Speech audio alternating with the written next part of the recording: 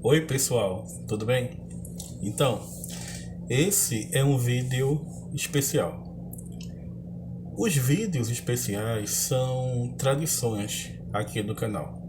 Sempre que acontece algum fato que chama muita atenção da sociedade, sempre que eu tô com vontade de falar sobre um assunto que não tá muito programado, né? Que não tá muito premeditado, né? De modo mais espontâneo, ressoando em mim, é, algo que reverbera na sociedade, né? Sempre que eu tô querendo conversar com vocês sobre algum tema, eu faço vídeos especiais, né? E assim, eu já fiz vídeos especiais sobre política, né? Aqui no canal tem um vídeo que foi um dos vídeos mais acessados da história do canal, só perdeu para os vídeos de imaginação ativa, foi justamente o vídeo Como Falar de Política a partir da psicologia de Jung, né? Engraçado que os vídeos mais acessados são os vídeos de política e imaginação. É uma coisa que tem muito a ver com a outra, né? Nós precisamos de uma imaginação política, nós precisamos de uma imaginação sociológica, e como diria o próprio Jung, né? É necessário escrever uma teoria política da neurose. Tá? Eu fiz vídeos especiais sobre a morte do Paulo Gustavo, né? E fazendo a leitura do trabalho do Paulo Gustavo a partir da psicologia clínica, né? Também tem esse vídeo aqui no canal. Eu fiz outros vídeos sobre política, né? Sobre a questão da cloroquina, sobre a questão entrevista que políticos deram para jornalistas, né? É, Fiz vídeos especiais sobre religião ou sobre como acolher um ateu na clínica junguiana, né? Então, assim, os vídeos especiais são tradição aqui. E aí, nesse formato de minicurso, eu fiz agora há pouco tempo um vídeo especial chamado Alma Técnica Junguiana, porque eu fiz um mini curso sobre imaginação ativa, que é e como se faz. E aí eu falei que se há uma técnica junguiana, essa técnica é uma poética do inconsciente, né? Até mesmo porque o Jung, nos livros negros, chamava o inconsciente de inconsciente mitopoético, tá? Só depois é que ele vai chamar de o inconsciente coletivo, ou impessoal, né? Aí eu pensei o seguinte, olha, esses vídeos especiais são bons por quê? Porque eles podem servir como uma espécie de sexta aula dos minicursos, porque os minicursos são assim, é uma aula de anúncio, mais 4 aulas de introdução e aprofundamento, certo? É, E podem fazer a transição de um minicurso para o outro. Fazer um gancho, fazer uma ponte de um minicurso para o outro, né? Ah, o vídeo especial que eu gostaria de fazer hoje, fazendo essa transição, tá certo? Por quê? Porque o vídeo especial tem tudo a ver com o tema do minicurso desse fim de semana, que é sobre parapsicologia, né? E sobre a psicologia junguiana, tá? Como a psicologia junguiana compreende a parapsicologia e os fenômenos que a parapsicologia estuda, certo? Que é sobre a morte da Marília Mendonça, tá? Esse tema, psicologia e parapsicologia, já estava gestado, né? Já estava preparado, né? Assim, eu preparo o minicurso durante a semana a partir de casos clínicos que eu vivencio na semana. Nesse exato momento eu estou com um paciente que está vivenciando processos ditos incomuns, né? Pelo menos incomuns, está tendo visões incomuns, visões muito associadas à paranormalidade, à experiência de quase morte, à percepção extrasensorial, né? A saída do corpo, a premonição, né? Eu estou trabalhando com o paciente nesse exato momento e também já tive pacientes que diziam sofrer de telepatia, né? Pacientes que foram possuídos por espíritos, né? Então, todo esses elementos clínicos vão se somando e isso dá um minicurso, né? Eu estou praticando nesse momento uma clínica com um paciente específico, justamente refletindo a partir da psicologia do Jung, e aí eu falei, por que não fazer um minicurso em que eu fale da psicologia do Jung, como eu sempre falo, e que eu fale um pouco sobre esses fenômenos paranormais que a parapsicologia estuda, né? Interessante que nesse minicurso deu a impressão de que eu iria começar a ensinar vocês como se caça fantasmas, né?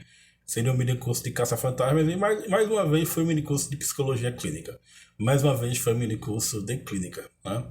Em que eu insisto, né? Em que eu lanço a semente, né? Em que eu planto a semente de que é possível sim dialogar por meio da psicologia junguiana com os fenômenos ditos sobrenaturais ou paranormais, embora não haja nenhuma conclusão definitiva sobre a realidade objetiva desses fenômenos, embora há a realidade psíquica desses fenômenos, né?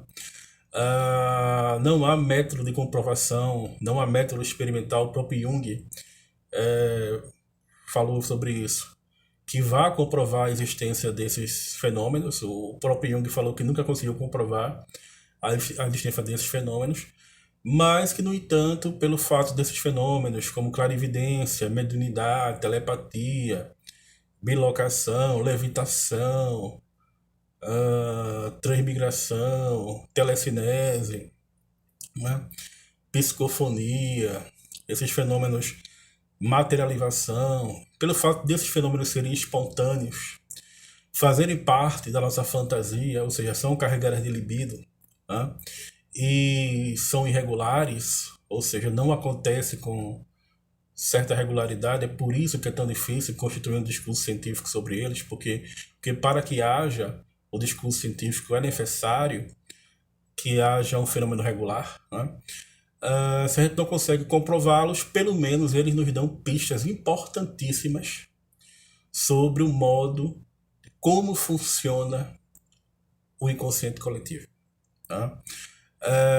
Eu já vi junguiano sério, né, ou que se diz sério, escrevendo na internet que Jung descartou a parapsicologia. E isso não é verdade, porque Jung, quando escreve para os parapsicólogos, ele escreve e conversa de modo muito sério, muito cordial, muito respeitoso. Jung era muito respeitoso com os parapsicólogos. Jung apenas acha, né, a opinião dele, e a opinião, claro, a opinião que é mais do que uma doxa, é uma epistemia, segundo o conhecimento que ele tinha, né?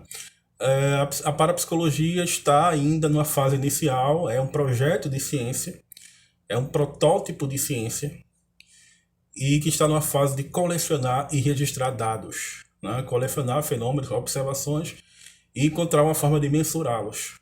Essa seria a segunda parte que a parapsicologia ainda precisa desenvolver e que, segundo Jung, a parapsicologia pode vir a desenvolver amanhã. Amanhã que eu falo daqui a tantos anos, né? Pode ser 100 anos, 200 anos, séculos, enfim. No futuro, a parapsicologia pode se organizar enquanto ciência, né? Mas o que eu gostaria de falar com vocês rapidamente, do que diz respeito à morte da cantora e compositora Marília Mendonça, né? É que quando aconteceu o que aconteceu, né? Quando aconteceu a tragédia, eu lembrei de outros acidentes que ceifaram a vida de alguns artistas, né?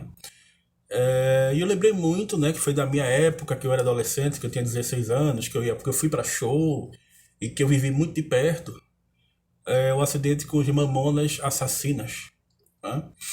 E tanto nesse acidente da Marília Mendonça, como no acidente dos Mamonas Assassinas, houve 2 casos de premonição a partir dos sonhos, tá? No caso dos Mamonas Assassinas, o Júlio, que era o ruivinho, que às vezes ele fazia back vocal, né? Geralmente os back vocals do Mamonas era com ele, né? É, ele é músico, né? Todos eles eram excelentes músicos e sabiam trabalhar a linguagem, né? Por isso que eles fizeram tanto sucesso. Ele sonhou uma noite antes do acidente, né, que o avião caía. E ele até um fã dele, né? Ele foi cortar o cabelo e a pessoa que estava lá cortando o cabelo dele pediu um depoimento dele, filmou e ele falou: Ah, eu tô viajando para Portugal amanhã, não sei o que, vamos ver se as mulheres de lá têm bigode mesmo e tal. E ia saindo. Quando ele ia saindo, ele volta espontaneamente e fala: sim, tem uma coisa, eu sei que essa noite o avião caía. E ele falou muito sério, ele não tava brincando, né? E ele coçou a cabeça assim, que era um sinal de que ele de fato tava nervoso, né? Quando a pessoa fala e coça a cabeça assim, de fato ele tava nervoso com aquilo, né? Com aquela situação.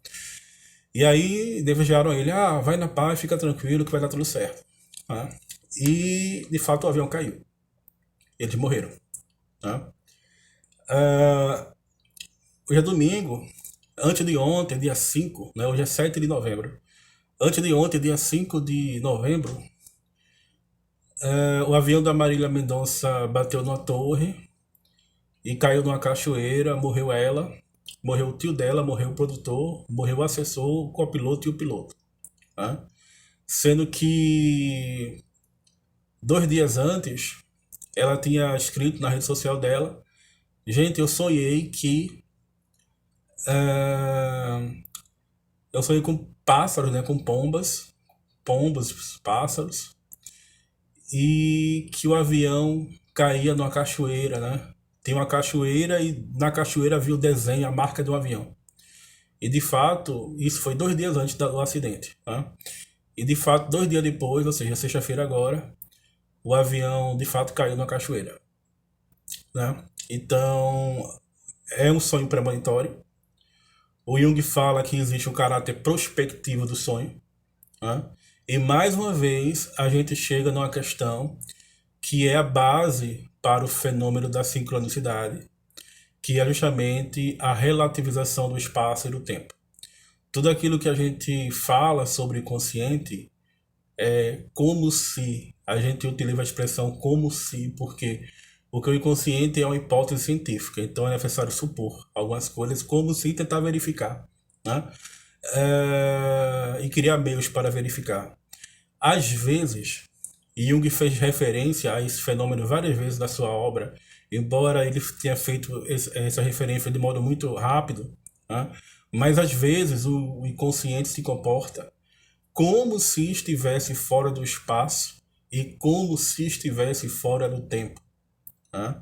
E aí, uma vez vencida as categorias espaço-tempo,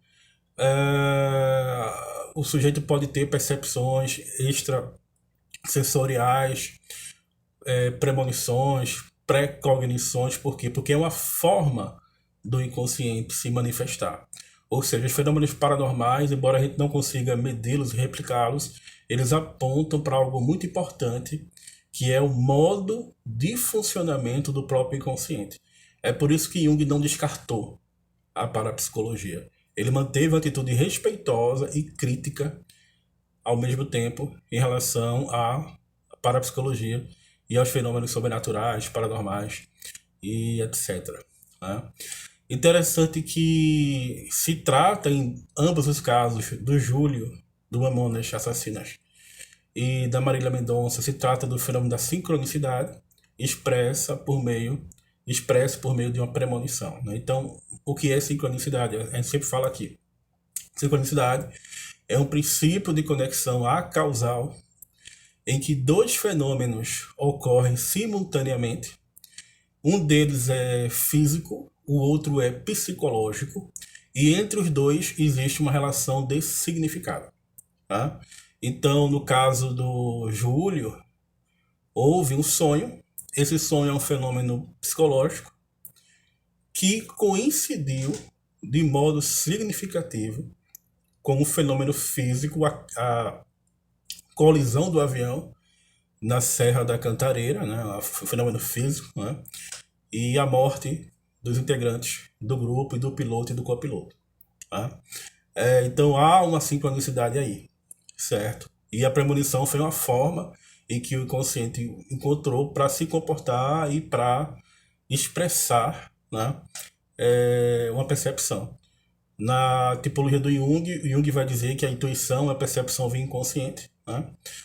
E eu acredito que se nós tivermos percepção no momento em que o inconsciente se comporta de modo estranho, anômalo, enfim, saindo do espaço do tempo, claro que nós podemos ter percepções do futuro, né, uma vez que está vencida essas categorias, né, que não são eternas, que não são absolutas, até porque a física relativística já provou que o espaço e o tempo são relativos ao sujeito.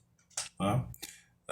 E aí vem a inflexão psicológica subjetiva para que nós pensemos que tipo de significado a gente constrói, a gente pode utilizar para se relacionar com os fatos, com o mundo. Né? E no caso da Marília Mendonça, ocorreu exatamente também o fenômeno de sincronicidade.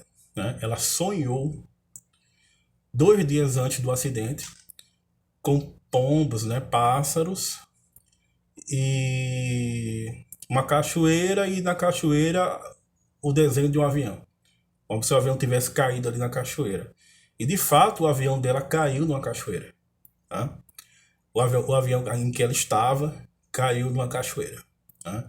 Então há uma relação de significado entre o sonho e a tragédia, o fato objetivo, que o sonho também tem a sua objetividade, porque o sonho é simbólico. O sonho também traz algo coletivo e pessoal, mas entre o sonho que ela teve, que é um processo psicológico, e a queda do avião, que é um fenômeno físico, há uma coincidência, e essa coincidência não é causal, né? É uma relação de significado. Então há uma sincronicidade. O que é que a gente pode pensar a partir disso? Que o fenômeno da sincronicidade, que foi tão bem estudado por Jung, a partir da alquimia chinesa, a partir da alquimia ocidental, a partir do taoísmo, a partir da teoria da relatividade, né? Que o fenômeno da sincronicidade pode ser utilizado como uma forma de tentar entender os fenômenos paranormais. Né? A telepatia, a clarividência, a telecinese, a premonição. Né? E para que a gente possa entender o fenômeno da sincronicidade, é necessário também a gente entender que, como no fenômeno da sincronicidade, a psique e o universo passam a entrar na relação de significado, a psique depende do corpo, o corpo depende da psique, é uma antinomia que o Jung coloca na prática da psicoterapia. O observador, o sujeito, e o objeto, ser o fato, ambos se encontram no mesmo universo e são expressões desse mesmo universo. Ou seja, a psique é o universo visto por dentro e o universo é a psique vista por fora. Tá? Desse modo, o universo começa a se comportar como se fosse psíquico, certo? Então é algo assustador que explica muitas vezes a crença em fantasmas, né? Por exemplo, hoje é domingo, eu estava varrendo minha casa com a vassoura e eu estava pensando, se essa vassoura começar a se comportar como se fosse algo psíquico, dotado de vontade, de intenção, de libido, de desejo, de atitude consciente, ou seja, eu iria tomar aquela vassoura como uma vassoura de bruxa, né? Como algo fantasmagórico, aquilo iria me assombrar. Mas esses fenômenos podem acontecer por meio da sincronicidade. A gente não tem tantas informações sobre esses fenômenos, sobre a dilatação anômala espaço-temporal do inconsciente, mas o fenômeno existe. E Jung registrou esse fenômeno sim e afirmou que ele existe. E a sincronicidade é uma forma de entendê-lo. O que não quer dizer que tudo seja sincronicidade ou que a sincronicidade vai explicar tudo. Quer dizer, mais uma vez, que Jung era um empirista, que ele observava os fatos, né? Observava os fatos e procurava descrever esses fatos, e sempre que ele encontrava núcleos fenomenológicos em comum, ele conseguia articular esses fatos por meio de nomes que eram os conceitos clínicos, que são os conceitos clínicos que nós utilizamos para trabalhar na clínica. Né? Então é isso, pessoal. Obrigado ao Paulo Paulistano, que levantou essa questão, e é muito bom esse feedback. É por isso que é super interessante vocês perguntarem, porque a gente vai tendo ideias para criar novos vídeos, né? E eu creio que a situação é essa, né? Só mais uma questão, uma história de Jung, né, que está muito presente nos livros dele, né? Que Jung tinha um amigo que ele gostava muito de fazer alpinismo, né, na neve, gostava muito de esquiar. E aí esse amigo dele ridicularizava Jung. Jung, tu se interessa por sonhos, isso aí é bobagem, não sei o quê. E sempre que encontrava com Jung, soltava uma brincadeira com Jung. E aí, Jung, você, Dr. Jung, você continua se interessando por sonhos e tal? Vou até te contar um sonho meu. Aí o Dr. Jung falou, pois conte. E aí ele contou que, eu sou alpinista, e aí eu sonhei que eu estava escalando uma montanha, escalando, escalando, escalando, escalando, escalando. De repente eu comecei a escalar o ar, escalar o ar, escalar o ar. De repente eu saí da Terra e já estava escalando as estrelas, já estava escalando o universo inteiro, né? E aí Jung falou para ele, olha, toma muito cuidado na tua próxima escalada, porque você pode vir a morrer, né? Quando você for escalar da próxima vez, você leve alguém que possa servir como segurança para você. E aí, esse alpinista não acreditou no que Jung falou, e pouco tempo depois ele foi fazer uma escalada e ele morreu na escalada, tal qual Jung havia dito. Ou seja, Jung prestou atenção no aspecto prospectivo do sonho do paciente e teve a sensibilidade de perceber que possivelmente o inconsciente estava começando a se comportar ah, como um fenômeno sincronístico. Né? Uma relação de significado estava por surgir naquele sonho. E, infelizmente, essa relação de significado foi trágica. Certo? Então é isso, pessoal. Muito obrigado mais uma vez. E é isso. Eu gostaria de fazer esse vídeo. Fiz. Estou triste, como todos nós. E sempre, pela morte da Marília Mendonça, e sempre procurando entender os fatos clinicamente. Aqui, a partir da clínica e a partir da psicologia do Jung. Tá bom? É isso aí, pessoal. Muito obrigado.